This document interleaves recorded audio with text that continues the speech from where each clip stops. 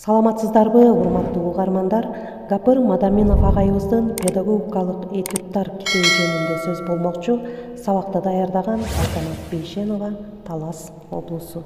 Бул китеп атайын мыкты мугалим болууну каалагандар үчүн чакан колдонмо катары жазылган.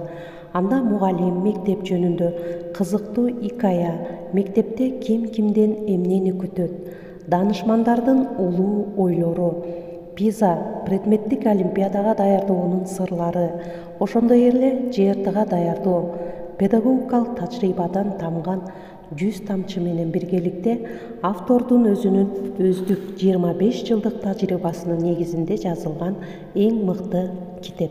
Урматтуу угармандар, көңүл буруңуздар, ушул педагогикалык этюдтар китебинин 25-бетте бор жөнүндө жазылган баян менен тааныша алыңыздар. Аппак бор. Мугалим менен окуучунун колунда тырбаңдап, тынбай жазып билим изин калтырат. Ошого өзүн арнап жазган сайын кемип барат.